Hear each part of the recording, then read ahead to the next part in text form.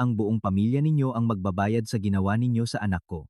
Sa isang madaling araw, sa gitna ng malakas na ulan, natagpuan ni Aling Nena ang kanyang 6 na buwang buntis na anak na si Maya, duguan at nakahandusay. Ang manugang niyang si Marco ay anak ng isang mayamang negosyante, si Don Ricardo. Kinaumagahan, sa halip na bayaran ang pinsala, inihagis ni Marco ang isang notice of eviction sa tindahan ng ulam ni Aling Nena at kinutya pa ang matanda. Simula noon, ang lumang kutsilyo ng isang ina ay naging sandata upang tuklasin ang katotohanan, ngunit hindi nila alam gaano kalaking kapangyarihan ang kayang gawin ng pagmamahal ng isang ina para sa kanyang anak. Ang digmaan ng isang ina na isinakripisyo ang lahat. At ang mas malaking sikreto na kanilang tinago sa loob ng 20 taon ay malapit ng mabunyag sa mundo.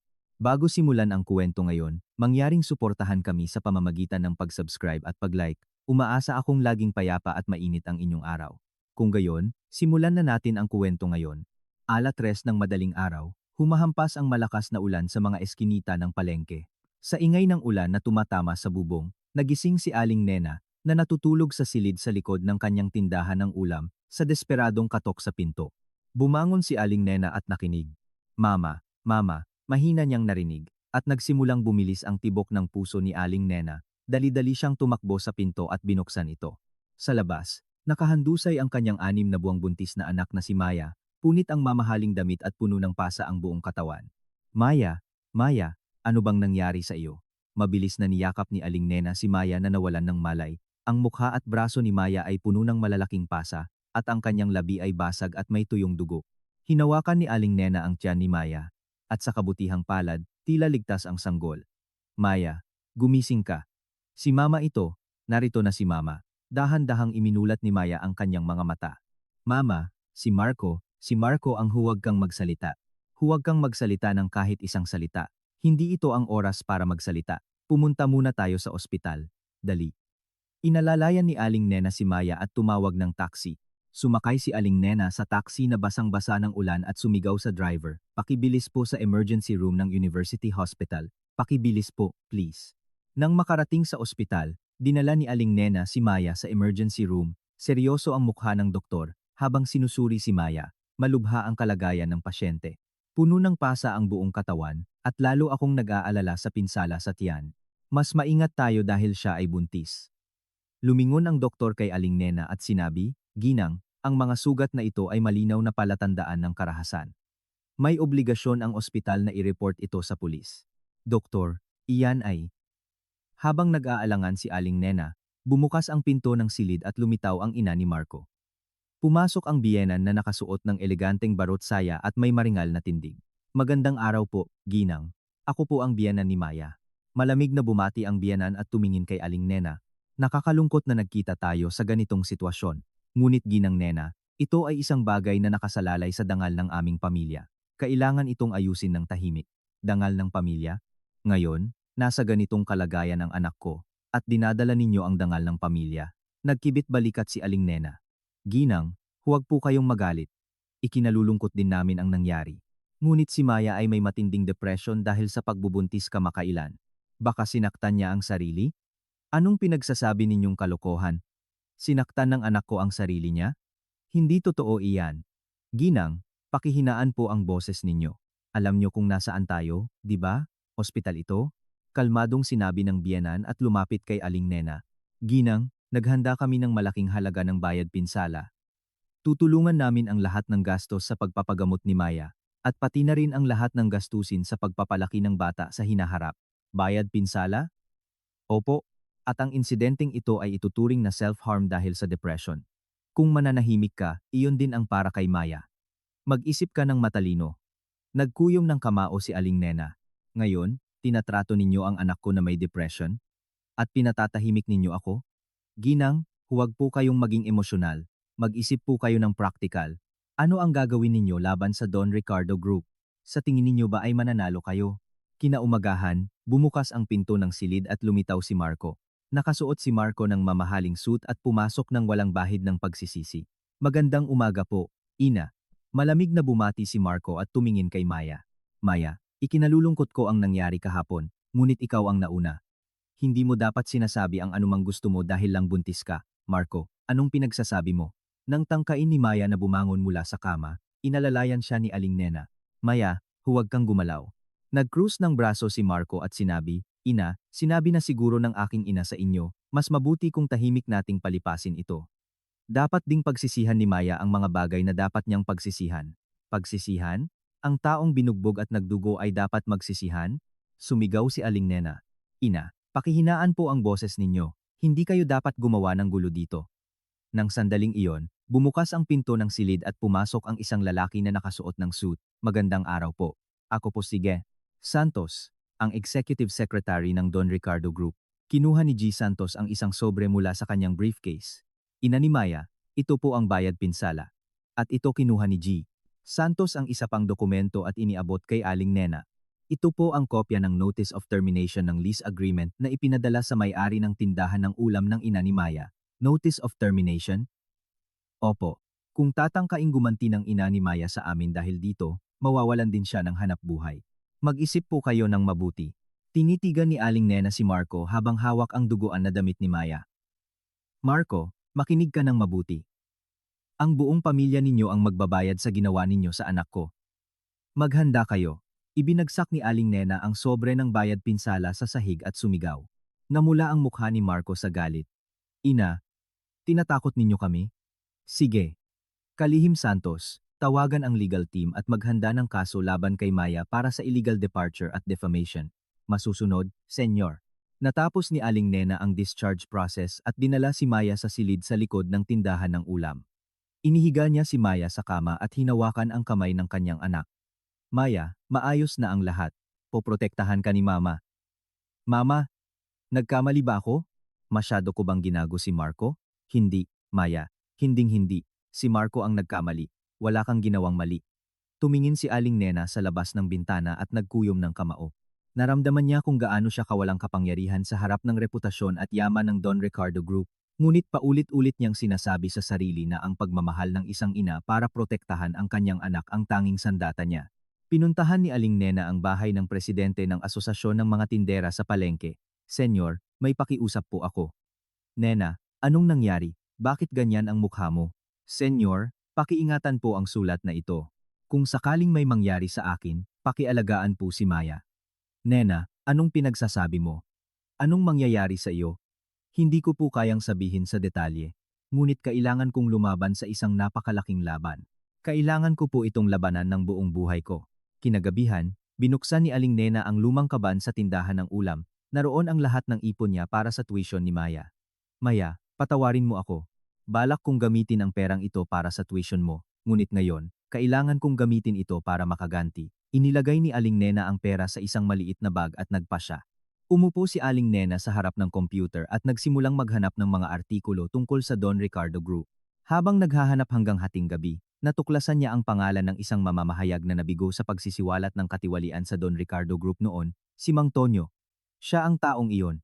Hinanap ni Aling Nena ang contact number ng mamamahayag na nakasalalay sa kanyang huling pag-asa. Nahanap ni Aling Nena ang contact number ni Mang Tonyo at maingat na tumawag. Hello, kayo po ba si mamamahayag Tonyo? Opo. Ngunit sino po ito? Ako po si Aling Nena. Gusto ko po sana kayong makipagkita tungkol sa Don Ricardo Group. Saglit na namayani ang katahimikan sa telepono. Don Ricardo Group? Paumanhin, ngunit inalis ko na ang aking sarili sa bagay na iyon. Hanapin ninyo po ang ibang mamamahayag. Mamamahayag, pakiusap po.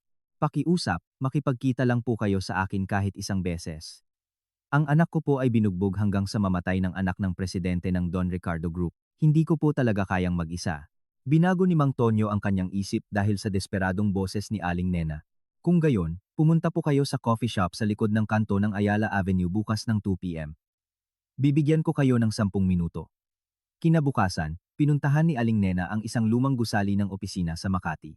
Ang opisina ni Mang Tonyo ay mas maliit kaysa sa inaasahan, at tambak ang mga dokumento. Magandang araw po. Kayo po ba si Mamamahayag Tonyo? Opo. Pasok po kayo. Gusto niyo po ng kape? Pinaupo ni Mang Tonyo si Aling Nena sa upuan at maingat na sinabi, Mamamahayag, ako po ay isang simpleng tindera ng ulam sa palengke. Wala po akong alam, ngunit gusto ko lang pong protektahan ang anak ko. Sinabi ninyo na binugbog ng anak ng presidente ng Don Ricardo Group ang kanyang asawa. May ebidensya po ba kayo? Kinuha ni Aling Nena ang mga larawan ng sugat ni Maya at ang medical certificate mula sa kanyang bag. Tingnan niyo po ito. Ang anak ko po ay 6 na buwang buntis, at ganito ang nangyari sa kanya. Puno ng pasa ang buong katawan, hindi ito gawa ng tao. Masusing tiningnan ni Mang Tonyo ang mga larawan at nagsimulang kumunot ang kanyang noo. Seryoso ito, ngunit alam nyo, ang Don Ricardo Group ay isa sa pinakamalaking korporasyon sa Pilipinas. Ang ganitong ebidensya ay hindi sapat. Mahirap itong ilabas sa balita. Kung gayon, ano ang dapat kong gawin? Wala po akong alam. Pakiusap, sabihin niyo po sa akin. Umiyak si Aling Nena. Umupo si Mang Tonyo ng mas malalim sa upuan at sinabi, Ginang Nena, ang paghihiganti ay hindi emosyon kundi ebidensya. Upang pabagsakin ang Don Ricardo Group, kailangan nating hanapin ang kanilang nakamamatay na kahinaan. Kailangan nating hukayin ang mga lihim na financial fraud sa loob ng grupo, hindi lamang ang pambubugbog ng kanyang anak, financial fraud. Paano ko gagawin iyon? Opo. Ang mga malalaking korporasyon ay kadalasang malinis sa labas, ngunit sa loob ay palaging may nakatagong daloy ng maruming pera. Kailangan nating hanapin iyon upang manalo tayo. Binuksan ni Mang Tonyo ang computer at ipinaliwanag. Ginang Nena, nabigo ako noon na isiwalat ang katiwalian ng Don Ricardo Group, ngunit mayroon pa akong natitirang impormasyon na nakuha ko noon. Gawin natin ito ng tama ngayon. Talaga po bang tutulungan niyo ako? Maraming salamat po, mamamahayag. Opo, ngunit may kondisyon. Kailangan ninyong sundin ang anumang sasabihin ko, at kailangan ninyong maging handa na mapanganib ang inyong buhay. Hindi ito madaling laban. Nagsimulang makipag-ugnayan si Mang Tonyo sa kanyang mga koneksyon. Hello? Manager Lim? Ako po si Tonyo. Maaari ko po bang tingnan ang financial records ng Don Ricardo Group? Opo. Lalo na ang daloy ng overseas funds ni Vice President Marco. Bumalik si Aling Nena sa palengke at nagsimulang mangalap ng impormasyon ng palihim mula sa mga tindera. Ate, narinig mo ba ang tungkol sa anak ng presidente ng Don Ricardo Group, si Marco? Tumango ang tindera ng kakanin na si Aling Susan. Ah, ang taong iyon? Madalas siyang lumalabas sa balita kamakailan. Ibinubuhos niya ang pera para sa kawanggawa, sabi niya. Nakakabighani. Kawanggawa? Oo, ngunit ang kakaiba ay walang nakakaalam kung saan nanggagaling ang perang iyon. Hindi malinaw kung pera ba ng kumpanya o personal na pera. Nakakabahala, di ba? Pagdating ni Aling Nena sa bahay, tinanong niya si Maya. Maya, naalala mo ba kung may nakita kang kakaibang dokumento na tinitingnan ni Marco noong nasa bahay ka? Isang napakalihim na bagay. Saglit na nag-isip si Maya at tumango. Mama, may itinago si Marco na napakalumang dokumento sa kanyang library, at sa isang partikular na petsa, nagiging sobrang sensitibo siya at umiinom ng maraming alak. Kakaiba. Isang partikular na petsa. Kailan? Opo. Bawat April 15. Lagi siyang ganoon. Sa araw na iyon, nananaginip siya ng masama at nagmumura habang lasing, parang may pinagsisisihan siya. Tinawagan ni Aling Nena si Mang Tonyo at ibinalita ito. Mamamahayag, may mahalagang impormasyon na naalala si Maya. Kakaiba raw ang pag-uugali ni Marco bawat April 15. April 15, may malaking bagay na dapat nilang takpan sa araw na iyon, at ang usap-usapan tungkol sa donasyon sa kawanggawa ay kawili-wili din. Maaaring ang perang iyon ay isang daan para linisin ang nakatagong pera sa loob ng grupo. Nagdududa ako. Makalipas ang ilang araw, tumawag si Mang Tonyo kay Aling Nena. Ginang Nena, malaking problema. Sa tingin ko, nalaman ng Don Ricardo Group na nagkita tayo. Paano nila nalaman? Agad-agad. May mga kahina-hinalang tao na sumusunod sa akin. Mag-ingat din kayo sa paligid ng inyong tindahan, mga sutil sila. Makalipas ang ilang araw, nagsimulang magkaroon ng problema ang tindahan ng ulam ni Aling Nena. Tumawag ang supplier ng kimchi. Ginang Nena, paumanhin po, ngunit mahihirapan na po kaming mag-supply ng kimchi sa hinaharap. Bakit bigla? Walang problema naman tayo dati, di ba? May pressure po mula sa itaas. Sabi po, huwag daw kaming mag-supply sa inyo. Wala po akong magawa. Ang iba pang supplier ng sangkap ng ulam ay isa-isa nang nagsimulang huminto sa pakikipag-ugnayan. Galit na tinawagan ni Aling Nena si Mang Tonyo. Mamamahayag, sinisira na rin nila ang negosyo ko. Gusto nila akong durugin. Iyan ang inaasahan. Iyan ang ebidensya na ginagawa natin ng tama ang mga bagay. Ginang Nena, huwag po kayong susuko. Sinimulan ni Aling Nena na pag-aralan ang mga aklat ng batas hanggang hating gabi. Kailangan kong malaman ang tungkol sa defamation at obstruction of business upang hindi tayo madaya at makapaglaban. Ang tindahan ng ulam ay naging isang intelligence gathering headquarters, puno ng iba't ibang dokumento at impormasyon. Nahanap ni Mang Tonyo ang dating miyembro ng financial team ng Don Ricardo Group, ngunit mahirap itong makipagkita. Ginang Nena, nahanap ko ang dating miyembro ng financial team, ngunit sarado ang bibig niya. Sa tingin ko, Sinuhulan at tinakot na siya ng Don Ricardo Group. Kung gayon, ano ang gagawin natin? Hindi tayo pwedeng sumuko na lang, di ba? Hindi sumuko si Aling Nena at naglibot sa palengke upang mangalap ng impormasyon. Nagbigay ng mahalagang impormasyon si Aling Susan, ang tindera ng kakanin.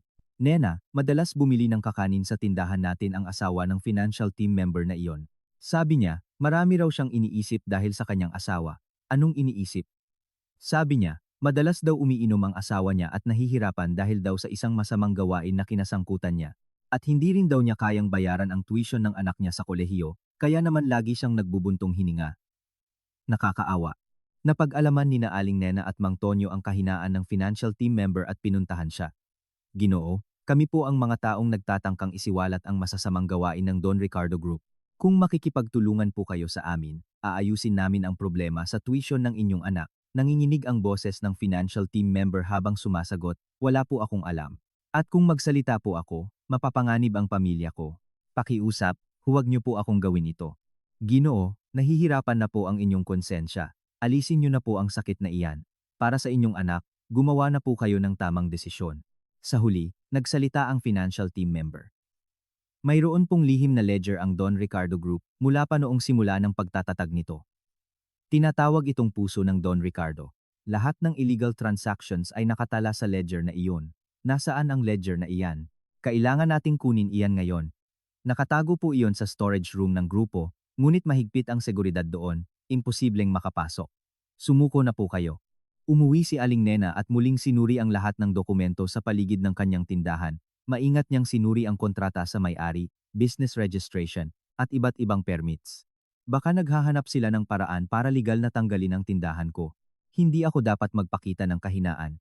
Natuklasan ni Maya ang isang folder ng dokumento na may pangalan ni Marco na nakasulat dito na mula pa 20 taon na ang nakakaraan. Mama, tingnan mo ito. Ito ay napakalumang dokumento na may pangalan ni Marco. 20 taon na, noong panahong iyon, marahil ay high school pa lang si Marco, kaya naman mas kakaiba ito. Ano ang gagawin ng isang high school student sa mga dokumento? Muling nagkita sina Aling Nena at Mang Tonyo at nagplano. Ginang Nena, malinaw na ngayon. Ang lihim na ledger na iyon ang susi sa lahat ng kasamaan. Kailangan nating makahanap ng paraan para makapasok sa storage room ng grupo. Ngunit paano tayo makakapasok sa ganoong lugar? Sa anong paraan? Mukhang imposible, ngunit may paraan. Ngunit kailangan natin ng napakabold at mapanganib na plano. Tiningnan ni Mang Tonyo ang blueprint ng gusali ng Don Ricardo Group sa computer at sinabi, Ginang Nena, ngayon pa lang ang totoong simula. Tumatawid tayo sa ilog na walang balikan. Handang-handa na kayo, di ba? Tumango si Aling Nena na may determinado. Habang hinuhukay ni Mang Tonyo ang mga lumang records ng Don Ricardo Group, may mahalaga siyang natuklasan. Mabilis na tinawagan ni Mang Tonyo si Aling Nena. Ginang Nena, may malaking natuklasan ako. 20 taon na ang nakakaraan, may nangyaring aksidente sa construction site ng Don Ricardo Construction kung saan namatay ang isang subcontractor. 20 taon na, noong panahong iyon, marahil ay high school pa lang si Marco. Tama. Ngunit ang kakaiba ay, kahit na itinuring na aksidente dahil sa kapabayaan, nang tiningnan ko ang mga larawan sa site, may malinaw na problema sa disenyo ng istruktura. Ito ay napakataas na posibilidad na sadyang itinago ang aksidente. Nagpakita ng interes si Aling Nena at sinabi, Naku po, kung gayon, ang aksidenteng ito ang maaaring unang krimen ng Don Ricardo Group. Malalim ang ugat ng mga kontrabida. Tama, Ginang Nena. Ngayon, maaari nating gawing isa sa mga masasamang gawain ng isang nakatagong criminal organization ang kaso ng pambubugbog ni Marco, at hindi lang simpleng domestic violence. Magiging mas malaki ang ating diskarte. Kinislap ni Aling Nena ang kanyang mga mata at sumagot, magaling. Kung gayon, kailangan nating ipaalam sa mundo kung gaano katagal na nila ginagawa ang masasamang bagay. Makalipas ang ilang araw, muling nagkita si Aling Nena at ang financial team member. Buong tapang na sinabi ni Aling Nena sa empleyado, Ginoo, ito na ang huling pagkakataon ninyo. Kailangan namin ng ebidensya na tinakot kayo ni Don Ricardo. Decisive na ebidensya. Saan naman iyon makikita? Tinakot lang ako ni Don Ricardo sa salita. Ginoo, madalas mag-record ng tawag ang mga tao ngayon. Kung mayroon kayong recording ng tawag kay Don Ricardo na pinagbantaan kayo, pakibigay po sa amin. Nag-alangan ang financial team member at kinuha ang kanyang cellphone. Sa totoo lang, mayroon. Lihim ko itong ni-record dahil natakot ako ng husto ng pagbantaan ako ni Don Ricardo. Hindi ko inakalang gagamitin ko ito. Talaga po? Ibibigay niyo po ba sa amin? Opo. Ngunit pakigarantiyahan po ang kaligtasan ng pamilya ko at tungkol sa bodega na iyon. Ang security system ng saradong bodega ay mas mahina kaysa sa inaakala. Ang emergency power supply ay nakalantad sa labas ng gusali. Masayang hinawakan ni Aling Nena ang kamay ng empleyado. Maraming salamat po, Ginoo. Dahil sa inyo, makakamit namin ang hustisya. May pag-asa na ngayon. Kinagabihan, nakatanggap ng anonymous call si Aling Nena sa kanyang tindahan ng ulam. Hello, Ginang Nena, di ba? Opo. Sino po ito? Darating po ang sanitation department ng munisipyo sa tindahan ninyo para sa isang malaking espesyal na inspeksyon. Ipinapaalam lang po namin sa inyo para makapaghanda kayo. Inspeksyon? Laging malinis ang tindahan namin. Bakit bigla? Kasi po, may nagsumbong na ang tindahan ninyo ay isang ilegal na istruktura. Maaari po itong i-demolish agad. Pagkatapos ng tawag, napaupo si Aling Nena. Nanginginig ang boses niya habang bumubulong sa sarili. Ilegal na istruktura, ang lugar na pinagnegosyohan ko ng mahigit 20 taon. Hindi totoo iyan. Ngunit agad na nagbalik sa katinuan si Aling Nena. Hindi. Ito ay isang psychological warfare ni Don Ricardo upang takutin ako. Para sumuko ako sa paghihiganti. Hinding-hindi ako magpapalinlang. Tinawagan ni Aling Nena si Mang Tonyo. Mamamahayag, sinisira ng Don Ricardo Group ang tindahan ko. Nagsumbong sila na ilegal na istruktura raw. Iyan ang inaasahan. Iyan ang ebidensya na tinatamaan ninyo ang core. Ginang Nena, hinding-hindi kayo dapat sumuko.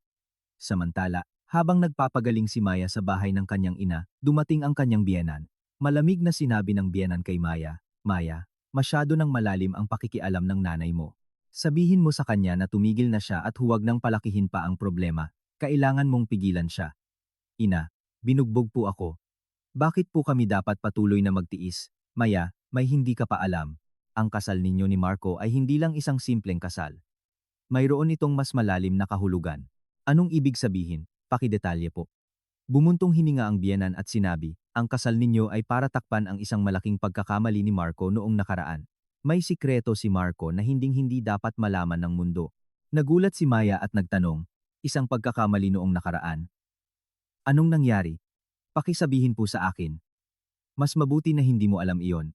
Anyway, sabihin mo sa nanay mo na huwag nang makialam sa aming pamilya. Kailangan mong isipin ang sanggol sa iyong sinapupunan. Pagkaalis ng biyenan, tumakbo si Maya kay Aling Nena at sinabi, Mama, may kakaibang sinabi ang biyenan ko. Ang kasal daw po namin ay para takpan ang pagkakamali ni Marco noong nakaraan. Pagkakamali noong nakaraan? May kinalaman ba ito sa aksidente 20 taon na ang nakakaraan? Hindi ko alam. Ngunit sa tingin ko, may malaking sikreto. Dumating si Mang Tonyo sa tindahan ni Aling Nena at gumawa ng plano. Ginang Nena, mataas ang posibilidad na talagang darating ang inspeksyon ng munisipyo. Nakuha ko na ang CCTV sa paligid ng tindahan at naghanda ng mga ebidensya para sa posibleng pagmamanipula ng ebidensya. Kung gayon, ano ang dapat kong gawin? Hayaan na lang ba akong magdusa dito? Sa ngayon, kailangan nating magtiis. At kailangan nating bilisan ang ating plano. Kailangan nating pasukin ang bodega at makuha ang lihim na ledger bago dumating ang inspeksyon. Walang oras. Sina Aling Nena at Mang Tonyo ay nagsagawa ng reconnaissance sa saradong bodega na pag-aari ng Don Ricardo Group. Tiningnan ni Mang Tonyo ang labas ng bodega at sinabi, tama ang sinabi ng financial team member. Nakalantad sa labas ang emergency power supply.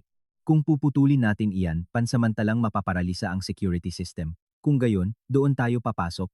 Opo. Ngunit wala tayong gaanong oras. Halos 10 minuto lang bago mag-back up ang power. Napakaikling panahon. Tiningnan ni Aling Nena ang bodega at nagpasya. Mamamahayag. Ito na marahil ang huling pagkakataon. Kailangan nating magtagumpay. Gagawin ko ito ng buong tapang. Mas malalim na hinukay ni Mang Tonyo ang kaso ng kamatayan 20 taon na ang nakakaraan. Tinawagan ni Mang Tonyo si Aling Nena. Ginang Nena, marami pa akong nalaman tungkol sa biktima ng aksidente, 20 taon na ang nakakaraan. Mayroon daw siyang isang anak na lalaki na lumaki malapit sa site ng aksidente.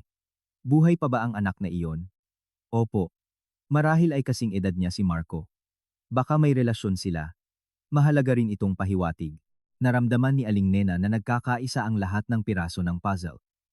Mamamahayag, malinaw na ngayon.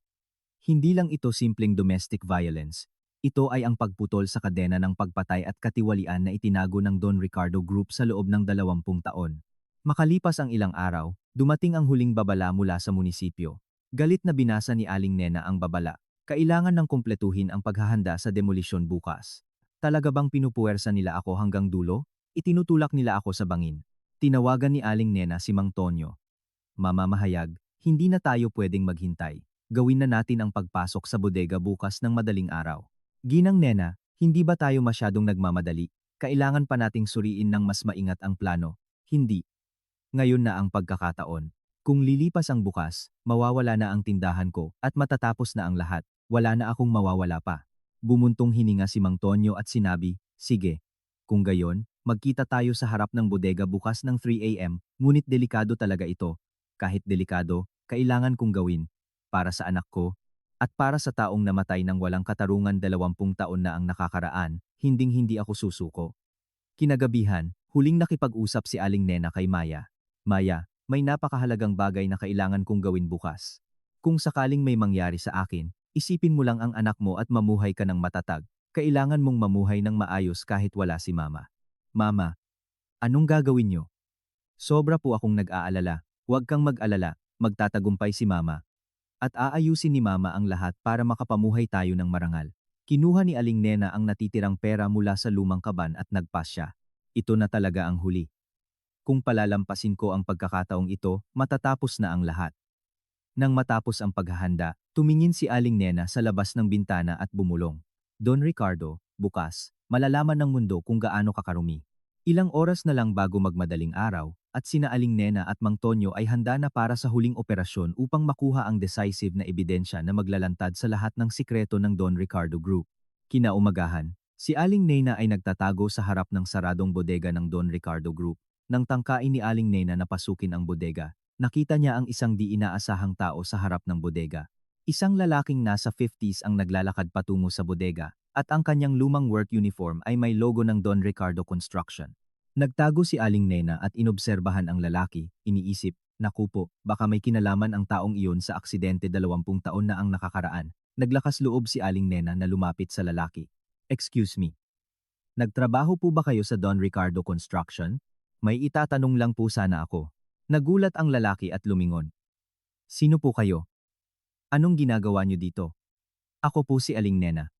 May gusto lang po sana akong itanong tungkol sa Don Ricardo Group. Sinundan ni Aling Nena ang lalaki nang hindi sumusuko. Kuya, pakiusap, tingnan niyo po ako. Binugbog po ng anak ng presidente ng Don Ricardo Group ang anak ko hanggang sa mamatay, hindi ko po talaga kayang mag-isa.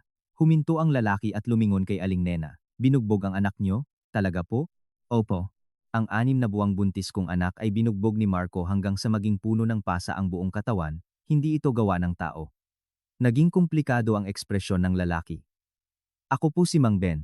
Nagtrabaho po ako sa disenyo sa Don Ricardo Construction 20 taon na ang nakakaraan, ngunit ngayon, pinutol ni Aling Nena ang sasabihin ni Mang Ben at nagmamakaawa. Mang Ben, narinig ko po na may namatay sa construction site ng Don Ricardo Construction 20 taon na ang nakakaraan. Alam niyo po ang tungkol doon, di ba? Tumingin ng masama si Mang Ben. Ang bagay na iyon, ayokong pag-usapan iyon, nahirapan din ako noon. Mang Ben, ang aksidenteng iyon ba ay talagang dahil sa kapabayaan, o may iba pa bang dahilan? Nag-alangan si Mang Ben at sumagot, alam kong may problema sa disenyo noon. Ngunit pinilit ni Don Ricardo na ituloy ang konstruksyon, at sa huli, may namatay, ako ang may kasalanan. Hinawakan ni Aling Nena ang kamay ni Mang Ben at umiyak.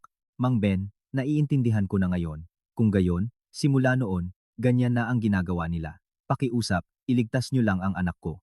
Lumingon si Mang Ben at sinabi, Ginang Nena, matanda na ako. Ano pa ang magbabago kung hukayin ko pa ang nakaraan? Delikado lang ako. Mang Ben, may magbabago. At least, maililigtas ninyo ang anak ko. Naniniwala ako sa inyong konsensya.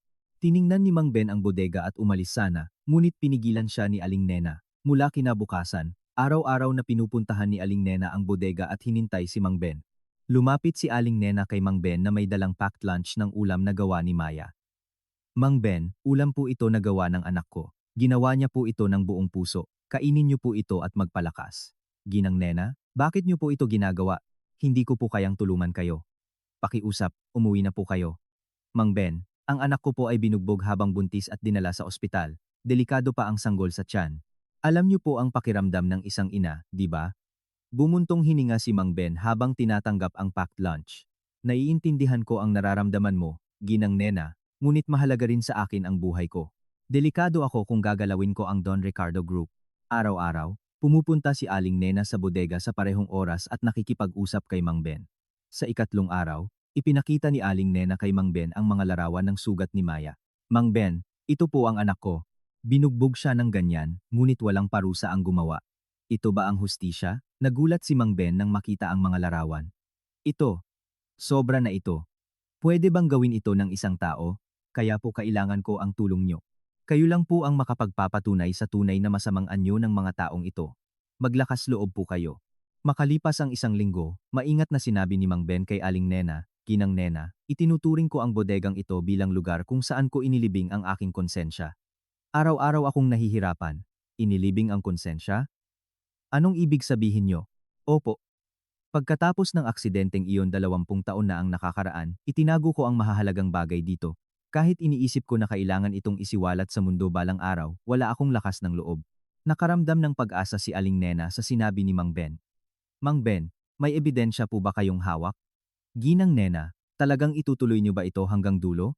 Mas nakakatakot ang Don Ricardo Group kaysa sa iniisip natin. Mang Ben, gagawin ko ang lahat para sa anak ko. Itutuloy ko ito hanggang dulo. Sa huli, nagpasya si Mang Ben, Ginang Nina, nang makita ko ang pagmamahal niyo bilang ina, nahihiya ako. Ako na nagtago sa loob ng 20 taon. Inakay ni Mang Ben si Aling Nena sa loob ng bodega. Ginang Nena, ibibigay ko sa inyo ang mga ito.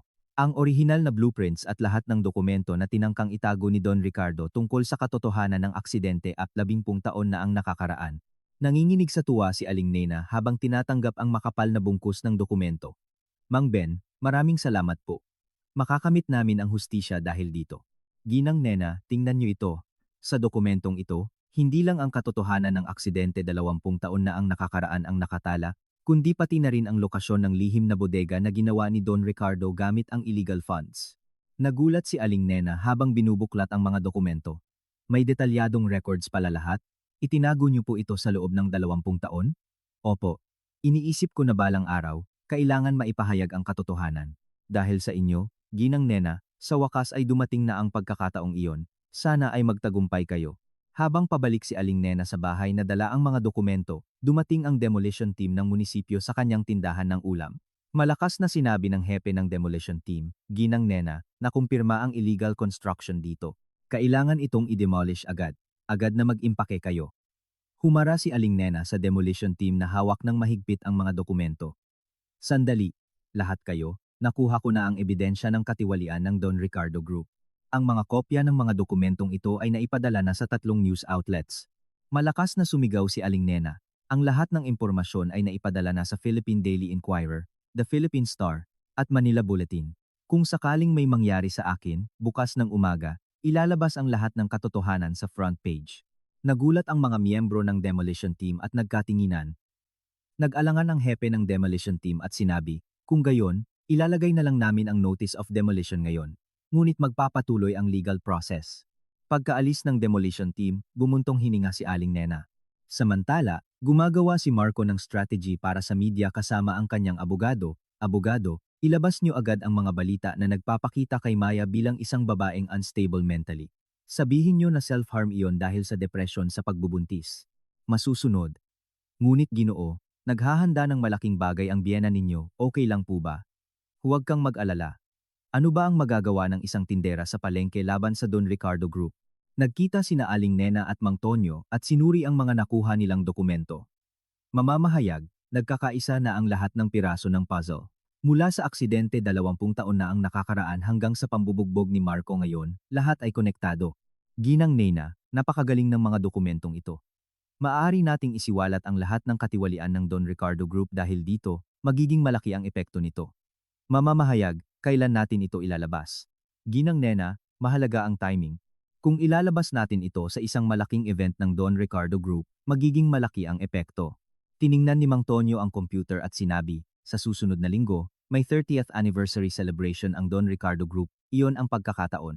Nahirapan si Maya habang pinapanood ang proseso ng paghihiganti ng kanyang ina. Mama, tama bang ganyan ang ginagawa niyo dahil sa akin? Sobra po akong nasasaktan. Maya, hindi mo kasalanan. At patuloy akong nag-aalala sa sinabi ng biyenan mo. Ano ang ibig sabihin ng kasal ko ay para takpan ang nakaraan ni Marco? Hindi ko rin po alam. Ngunit sa tingin ko, may malaking sikreto. Nagpasya si Aling Nena at sinabi kay Mang Tonyo, mamamahayag, magkakaroon na ako ng all-out war. Magdaraos ako ng press conference sa harap ng office ng presidente ng Don Ricardo Group. Ginang Nena, delikado iyon. Sa kanilang sariling teritoryo magho-host ng press conference? Hindi nila kayo hahayaan. Hindi. Hindi ito isang bagay na dapat gawin ng palihim. Lalabanan ko sila ng harapan. Humanga si Mang Tonyo sa tapang ni Aling Nena. Ginang Nena, napakagaling ninyo. Kung gayon, magdaraos tayo ng press conference bago mismo ang anniversary celebration ng Don Ricardo Group upang makagawa ng maximum impact. Maghahagis tayo ng pain. Pinuntahan ni Aling Nena ang presidente ng Asosasyon ng mga Tindera sa palengke at kinuha ang sulat na ipinagkatiwala niya. Senyor, pakibalik po ang sulat na ipinagkatiwala ko sa inyo. Nena, maayos ka na ba? May magandang balita ba? Opo, mananaig na ang hustisya ngayon. Hindi ko na kailangan ang sulat, mananalo ako. Umuwi si Aling Nena at sinabi kay Maya. Maya, tatapusin na ni Mama ang lahat. Gagawin ko ito para makapamuhay tayo ng marangal.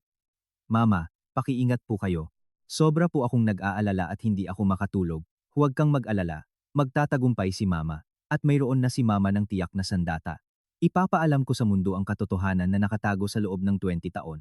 Sa umaga ng 30th anniversary celebration ng Don Ricardo Group, lumitaw si Aling Nena sa harap ng headquarters ng Don Ricardo Group.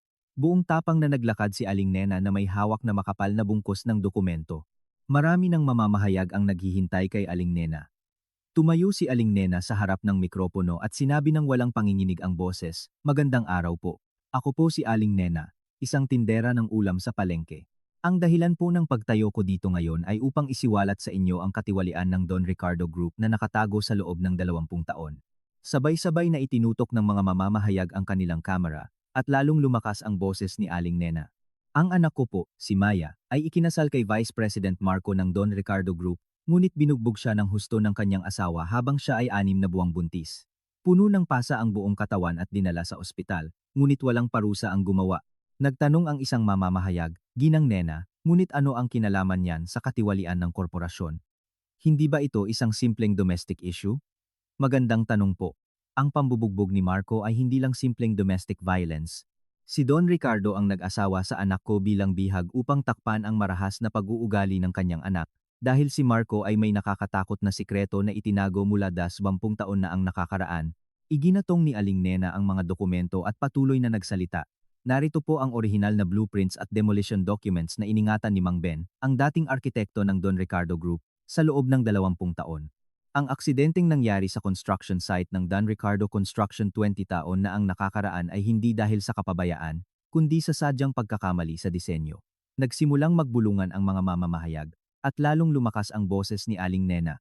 Ang Don Ricardo Group ay nagbebenta ng buhay ng tao para sa pera sa loob ng 20 taon.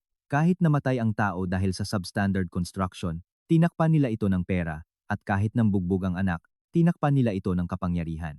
Ito po ang tunay na pangit na mukha ng isang malaking korporasyon sa Pilipinas. Nagtaas ng kamay ang isa pang mamamahayag at nagtanong, Ginang Nena, nagtatapon kayo ng ganoong seryosong akusasyon. May tiyak po ba kayong ebidensya? Pakipakita po ang mga maaasahang dokumento. Ipinakita ni Aling Nena ang ilan sa mga dokumento sa mga mamamahayag at sinabi, narito po ang mga larawan ng site at blueprints noon.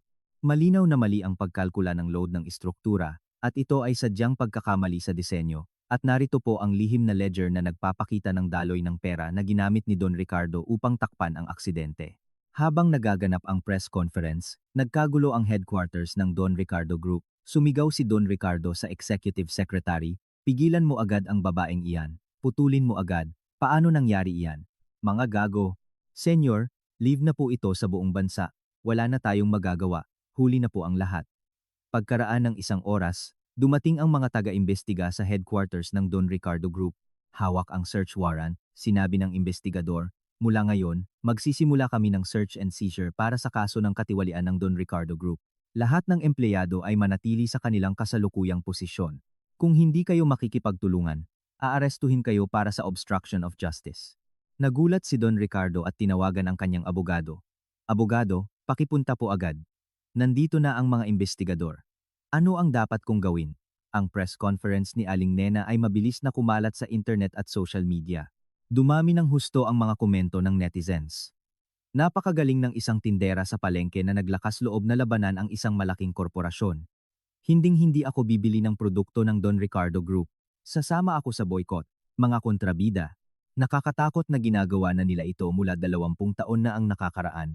Nagsimulang bumagsak ang presyo ng stock ng Don Ricardo Group agad pagkabukas ng trading. Lumabas sa balita ang isang stock analyst at sinabi, ang presyo ng stock ng Don Ricardo Group ay bumagsak sa limit. Bumubuhos ang mga orders na magbenta mula sa mga investor at mahihirapan itong makabawi sa ngayon. Nasa krisis ang buong kumpanya. Si Marco ay ipinatawag sa taga-imbestiga para sa investigasyon. Nagtanong ang investigador kay Marco, Ginoo Marco, inaamin mo ba ang pambubugbog sa iyong asawa? Maging tapat ka. Iyon ay isang maliit na pagtatalo lang sa pagitan ng mag-asawa. Hindi iyon totoo. Isang maliit na pagtatalo na nagresulta sa pagkakapasa sa isang buntis na dinala sa ospital at pakipaliwanag din ang tungkol sa aksidente 20 taon na ang nakakaraan. Pagkatapos makuha ni Aling Nena ang unang tagumpay ng kanyang paghihiganti, binigyan siya ng proteksyon ng pulis. Sinabi ng pulis kay Aling Nena, Ginang Nena, kailangan ninyong manatili sa isang safe house sa ngayon. May posibilidad na gumanti ang Don Ricardo Group. Kailangan ninyong mag-ingat. Masusunod. Ngunit paano ang tindahan ko? Inalagaan na po iyan ni Mama Mahayag Tonyo. Huwag po kayong mag-alala. Sa safe house, nanirahan sina Aling Nena at Maya. Si Aling Nena ay sumama kay Maya para magpatingin sa ospital.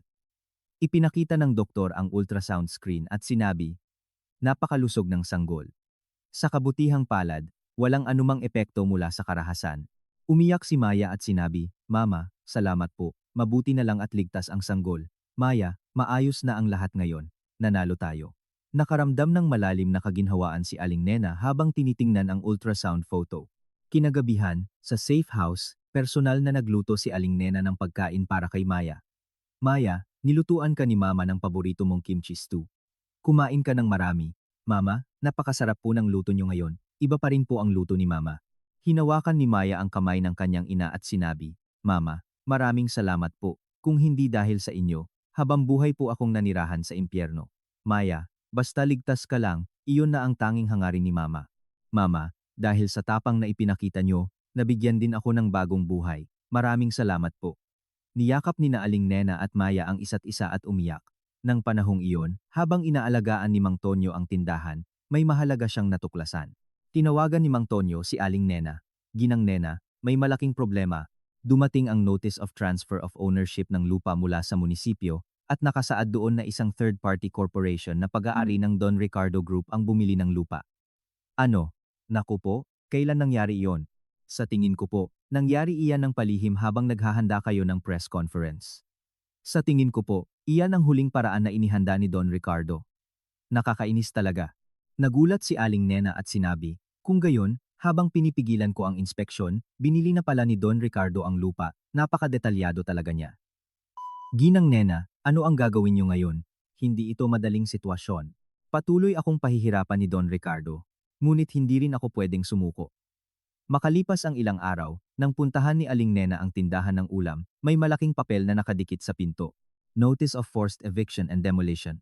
Reading the notice, Aling Nena exploded in anger. Emergency expropriation for public development project? This person is really going all the way. He's pushing me to the edge. Punitin ni Aling Nena ang notice at nagpasya. Don Ricardo, maaari mong kunin ang tindahan ko, ngunit hinding-hindi mo kayang basagin ang aking kalooban. Lumaban tayo hanggang dulo. Ipapakita ko sa iyo kung sino ako. Tumakbo si Mang Tonyo at pinakalma si Aling Nena. Ginang Nena, kumalma po kayo. Nanalo tayo ng malaki sa unang laban, kaya rin nating manalo sa ikalawang laban. Huwag po kayong mawalan ng pag-asa. Mama Mahayag, tama ka. Hindi ako susuko. Sa halip, lalong nagagalit ako sa patuloy na kasamaan ni Don Ricardo. Tumingin si Aling Nena sa langit at sinabi, Don Ricardo, kung iyan ang gusto mo, magkakaroon tayo ng huling laban. Wala na akong atrasan, kaya magiging mas nakakatakot ako. Tingnan natin. Sa mga mata ni Aling Nena, sa halip na kawalan ng pag-asa, may mas matinding apoy ng determinasyon na nagliliyab. Natuklasan ni Aling Nena ang Notice of Demolition at nagulat. Bumulong si Aling Nena sa kanyang sarili at nalulumbay, hindi ito mangyayari. Nagtagumpay ako sa paghihiganti. Ngunit iyon ang nagbigay ng dahilan kay Don Ricardo upang atakihin ang aking kahinaan. Naging masyado akong inosente. Dali-dali si Aling Nena sa munisipyo. Tiningnan ng opisyal ng munisipyo ang mga dokumento at sinabi, Ginang Nena, natapos na po ang lahat ng legal procedures. Ito ay isang kaso ng emergency expropriation para sa public development project kaya hindi na po ito mababago. Ginoo, hindi po ito totoo. Paano po nangyari ito sa isang gabi? Paumanhin, ngunit utos po ito mula sa mas mataas na ahensya, kaya wala po kaming magawa. Ito po ay isang national project na may malaking pondo. Binagsak ni Aling Nena ang mesa at sumigaw, National Project. Ginawa po ito ng Don Ricardo Group para pahirapan ako. Lahat po kayo ay magkasabwat. Kung may ebidensya po kayo, pakisampa po sa korte. Ngunit lahat ng procedures ay legal nang naganap. Huwag na po kayong gumawa ng gulo. Lumabas si Aling Nena sa munisipyo at nalulumbay.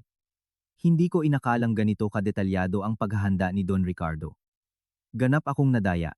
Sa safe house, tumingin si Maya sa labas ng bintana at nakakita ng kakaibang eksena. Dali-dali si Maya na tumawag kay Aling Nena. Mama, malaking problema. May mga lalaking nakasuot ng itim na suit na patuloy na naglalakad sa paligid ng palengke. Sa tingin ko, sila ang pinadala ni Marco. Ano? Maya, huwag na huwag kang lalabas ng safe house. Ilak mo ang pinto. Mama, natatakot po ako. Baka po gusto nila akong kunin ulit? Ano po ang gagawin ko? Nagkaroon ng matinding stress si Maya at biglang hinawakan ang kanyang tiyan. Aray, masakit po. Mama, masakit po ang tiyan ko. Kakaiba po. Napaupo si Maya sa sahig at nagsimulang magdugo. Dali-dali na tumawag ng ambulansya ang pulis. 116 po.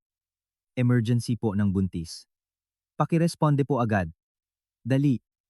Tumakbo si Aling Nena sa ospital at tinawagan si Mang Tonyo. Mamamahayag, si Maya po ay dinala sa emergency room. Ngunit paano po ang tindahan? Ginang Nena, may mga thugs po na sumugod sa tindahan at sa pilitang nag-demolish. Wala po tayong magawa. Sumigaw si Aling Nena, paano nangyari ito? Nasa ospital ang anak ko, giniba ang tindahan, at wala akong mapuntahan. Ginang Nena, unahin niyo po muna si Maya, aayusin ko po ang tindahan. Sa emergency room ng ospital, sinuri ng doktor si Maya. Delikado ang kalagayan ng pasyente. Lumitaw ang premature labor symptoms dahil sa matinding stress. Kailangan ng emergency surgery. Walang oras. Nakiusap si Aling Nena sa doktor, Doktor, pakiligtas po ang anak ko at ang apo ko, pakiusap po. Gagawin namin ang lahat, pakihintay na lang po sa labas. Habang naghihintay sa labas ng operating room, tinawagan si Aling Nena ni Mang Tonyo. Ginang Nena, ganap na giba ang tindahan. Giniba ng demolition team ang gusali. Mamamahayag, sa tingin ko, tapos na talaga, nawala na ang lahat ng meron ako. Paano na po ako mamumuhay? Nang tumakbo si Aling Nena sa site ng demolition, naghihintay si Don Ricardo sa harap ng sirang tindahan. Tumawa si Don Ricardo at sinabi, Ginang Nena, welcome po. Espesyal ko po kayong hinintay. Don Ricardo, anong ginagawa mo dito? Inakala mo ba na kaya mo akong pabagsakin sa isang maliit na tindahan? Napaka-inosente mo. Ito ang realidad. Galit na tumakbo si Aling Nena kay Don Ricardo at hinawakan ang kanyang kwelyo. Ikaw, paano ka pa magiging ganyan kaarogante kahit na ginawa mo ang lahat ng maruming bagay gamit ang anak ko? Demonyo ka na nagbalat kayo bilang tao. Ginang Nena, kumalma ka. Ang anak mo ay simula pa lang ay isang kasangkapan para takpan ang pagkakamali ng aking anak. Isinakripisyo siya para sa bata ang 20 taon na ang nakakaraan. Ang bata? Anong pinagsasabi mo? Magsalita ka ng tuwid. Tinulak ni Don Ricardo si Aling Nena at sarkastikong ngumiti. Ginang Nena, wala ka talagang alam. May maruming sikreto ang kasal ng anak mo mula 20 taon na ang nakakaraan. Iniwan ni Don Ricardo si Aling Nena na sumisigaw at sumakay sa itim na kotse.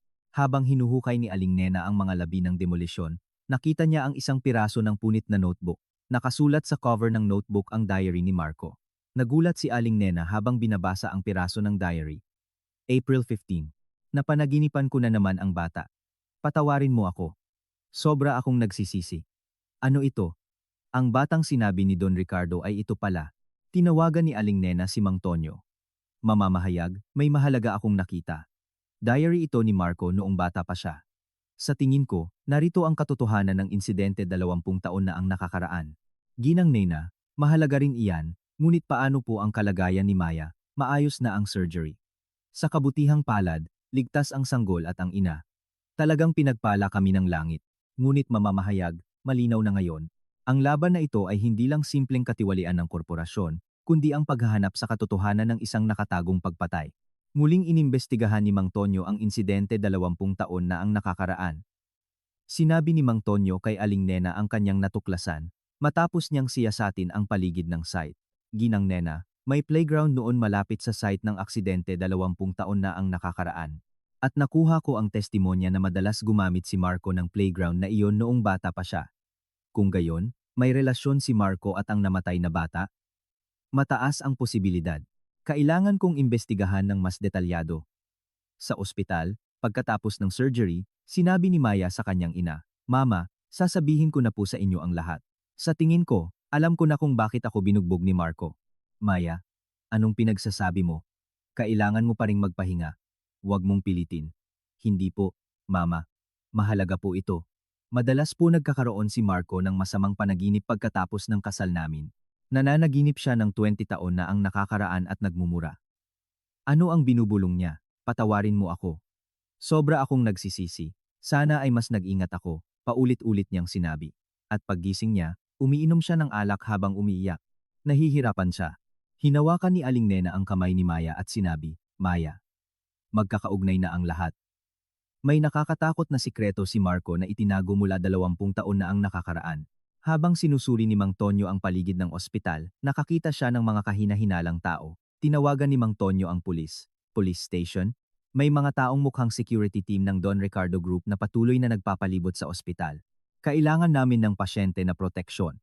Dumating ang pulis at pinahigpit ang seguridad sa paligid ng ospital. Sinabi ng pulis kay Aling Nena, "Ginang Nena, mas mabuti kung kukuha kayo ng proteksyon ng pulis sa ngayon. Organisado ang paggalaw ng kalaban." Pagkatapos masiguro ang kaligtasan ni na Aling Nena at ang apo, nagpasya siya. Kailangan ko na lang hanapin ang huling piraso ng puzzle. Kung sino ang batang sinabi ni Don Ricardo, at kung sino ang makapagpapatunay kung ano ang eksaktong nangyari 20 taon na ang nakakaraan. Sinabi ni Aling Nena kay Mang Tonyo, "Mamamahayag, kailangan na nating ituloy ang huling laban. Hahanapin ko ang tanging saksi na nasa site 20 taon na ang nakakaraan at ilalantad ang lahat ng katotohanan." Ginang Nena, mayroon pa bang ganoong saksi? 20 taon na ang lumipas, masyadong malabo. Mayroon. Sigurado akong mayroon. At hahanapin ko ang taong iyon upang isiwalat sa mundo ang tunay na krimen na ginawa ni na Don Ricardo at Marco. Sa mga mata ni Aling Nena, sa halip na kawalan ng pag-asa, may mas matinding apoy ng paghihiganti na nagliliyab. Iniabot ni Aling Nena ang pahiwatig ni Don Ricardo at ang piraso ng diary ni Marco kay Mang Tonyo. Nagulat si Mang Tonyo habang sinusuri ang mga dokumento. Ginang Nena, nakakagulat talaga ang nilalaman ng diary na ito. Patuloy na lumalabas ang tungkol sa paghingi ng tawad sa bata. Mamamahayag, kaya po ba nating malaman kung sino ang batang sinabi ni Don Ricardo? Muling sinuri ni Mang Tonyo ang records ng aksidente 20 taon na ang nakakaraan. Ginang Nena, may mahalaga akong natuklasan. May isang anak ang subcontractor na namatay 20 taon na ang nakakaraan at eksaktong kasing edad niya si Marco. Kasing edad? Opo. At pareho silang nag-aral sa parehong elementarya. Baka may nangyaring aksidente noon. Mas malalim na nag-imbestiga si Mang Tonyo at gumawa ng nakakagulat na hypothesis. Ginang Nena, gumawa ako ng hypothesis. Hindi kaya si Marco, noong bata pa siya, ay nagmaneho ng kotse ng walang lisensya at nabangga ang kanyang kaklase hanggang sa mamatay? At itinago ni Don Ricardo ang aksidente bilang isang aksidente sa construction site? Nangingilabot si Aling Nena at sinabi, kung gayon, ang kasal ni Maya ay talagang isang pagtubos para sa namatay na bata. Inamin ni Maya sa kanyang ina mula sa ospital. "Mama, sasabihin ko na po sa inyo ang lahat. Sa tingin ko, alam ko na kung bakit ako binugbog ni Marco." "Maya, anong pinagsasabi mo?" "Sa tingin ko po, si Marco ay naging marahas dahil sa isang nakakatakot na alaala 20 taon na ang nakakaraan. At ang kasal po namin ay isang sakripisyo upang takpan ang pagkakasala ni Marco. Ganoon din po ang sinabi ng biyenan ko." Hinawakan ni Aling Nena ang kamay ng kanyang anak at nagalit. "Maya, kung gayon, simula pa lang, ginamit ka lang nila. Hindi ko talaga sila mapapatawad. Ang mga demonyo na iyon." Nang panahong iyon, nagkaroon si Aling Nena ng isang napakagaling na ideya. Tinawagan ni Aling Nena si Mang Tonyo. "Mamamahayag, gamitin din natin ang sapilitang demolisyon ng tindahan ko ni Don Ricardo.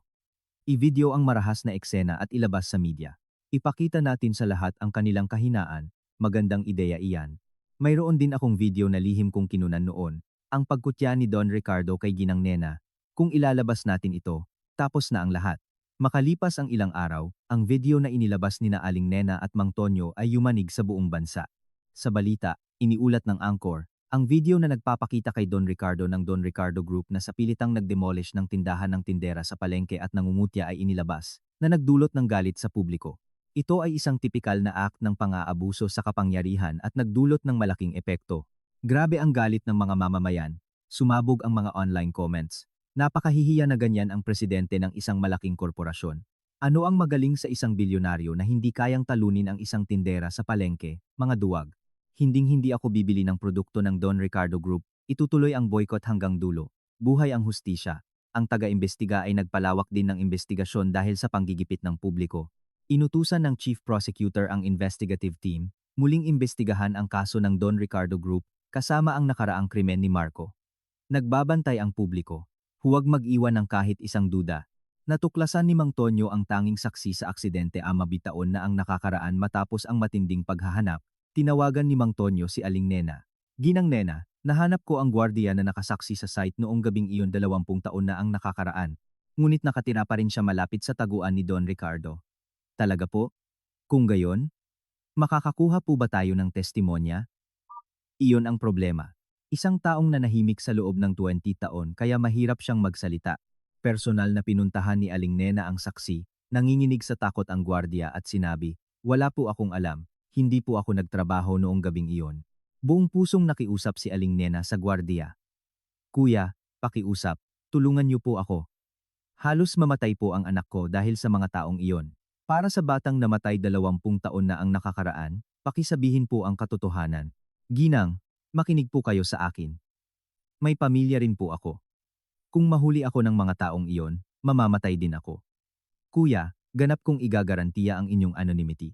At ako ang mananagot para makapamuhay kayo ng ligtas sa isang bagong lugar." Nag-alangan ang gwardiya at sa huli ay nagsalita. "Talaga po? Talaga po bang poprotektahan niyo ako? Kailangan niyo po itong ipangako sa akin." "Opo. Ipinapangako ko. Sumpa ko sa langit na poprotektahan ko kayo. Kailangan niyo lang sabihin ang katotohanan." Noong gabing iyon, isang high school student na nagngangalang Marco ay nagmaneho ng kotse nang walang lisensya at nabangga ang bata. At dumating si Don Ricardo at binigyan ako ng malaking halaga ng pera para manahimik. Nanginginig ang boses ni Aling Nena habang nagtanong, kung gayon, talagang pinatay ni Marco ang bata, itinago nila ang pagpatay. "Opo. Nakita ko ang lahat ng iyon." Itinago ni Don Ricardo ang krimen ng kanyang anak bilang isang aksidente sa construction site. Ang testimonya ng gwardiya at ang diary ni Marco ay naging decisive na ebidensya. Agad na nagsimula ang investigasyon ng taga-imbestiga. Makalipas ang ilang araw, ang nakakagulat na katotohanan ay isiniwalat sa buong bansa. Nagbigay ng emergency news ang news anchor. Ibinunyag na si Vice President Marco ng Don Ricardo Group ay nagmaneho ng walang lisensya 20 taon na ang nakakaraan at nabangga ang isang kaklase hanggang sa mamatay at tinago ito ng kanyang ama, si Don Ricardo, bilang isang aksidente sa construction site. Nakakagulat at nakakahiya. Ang pagkabigla ng publiko ay lampas sa imahinasyon. Sa isang citizen interview, sinabi ng isang mamamayan, napakakilabot nito. Pinatay niya ang isang tao sa murang edad at itinago ito sa loob ng 20 taon, ang isa pang mamamayan ay nagpahayag ng galit. Si Don Ricardo ay isang demonyo na nagsakripisyo ng mga inosenteng tao upang takpan ang krimen ng kanyang anak, hindi siya mapapatawad. Dapat siyang parusahan ng batas. Agad na inaresto ng taga-imbestiga si Don Ricardo. Hawak ang warrant, sinabi ng investigador, "Don Ricardo, ikaw ay agad na aarestuhin para sa murder cover-up at tampering with evidence." Ipaliwanag mo sa korte, ipinusasan si Don Ricardo at inaresto. Si Marco ay inaresto din para sa nakaraang kaso ng pagpatay at pambubugbog sa kanyang asawa. Sinabi ng abogado kay Marco, "Ginoo Marco, sa pagkakataong ito, mahihirapan tayo. Malinaw ang lahat ng ebidensya." Tiningnan ni Aling Nena ang mga labi ng tindahan at nalulumbay. Sa wakas, tapos na ang lahat. Ang katotohanan na nakatago sa loob ng 20 taon ay sa wakas ay isiniwalat sa mundo. Pinuntahan ni Aling Nena si Mang Ben upang magpasalamat. "Mang Ben, dahil po sa inyo, nagtagumpay ang hustisya. Maraming salamat po." "Ginang Nena, ako po ang dapat magpasalamat. Naligtas ako sa pagkakasala na pinasan ko sa loob ng 20 taon. Napakagaling ninyong ina. Mang Ben, magsimula na po kayo ng bagong buhay sa isang bagong lugar. Tutulungan ko po kayo." Ipinasa ni Mang Tonyo ang lahat ng ebidensya sa taga-imbestiga. "Investigador, tapos na po akong magpasa ng lahat ng ebidensya para sa kaso ng Don Ricardo Group. Dahil sa tapang ni Ginang Nena, lumabas ang katotohanan. Mamamahayag Tonyo, napakagaling po ng inyong trabaho. Ang kasong ito ay magiging isang malaking aral sa ating lipunan. Nagpapasalamat po kami sa inyong dalawa. Inihanda ni Mang Tonyo ang huling report na nagtatampok sa paghihiganti ni Aling Nena. Ginang Nena, kailangan ko nang isulat ang huling artikulo. Sa pamagat na ang matuwid na paghihiganti ng isang tindera sa palengke na nagpabagsak sa isang malaking korporasyon, nakakagulat na ang pamagat pa lang. Habang inaalagaan ni Aling Nena si Maya na nagpapagaling sa ospital, sinabi niya, Maya, ganap na tayong nakalabas sa anino ng nakaraan. Magsimula tayo ng bagong buhay. Mama, maraming salamat po. Kung hindi dahil sa inyo, habang buhay po akong nanirahan sa impyerno. Tumingin si Aling Nena sa labas ng bintana at ngumiti ng may pag-asa.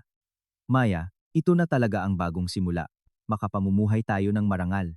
Sa araw ng divorce trial, buong tapang na tumayo si Maya sa korte. Diretsahang tiningnan ni Maya si Marco at sinabi, Marco, hindi ko na po kayang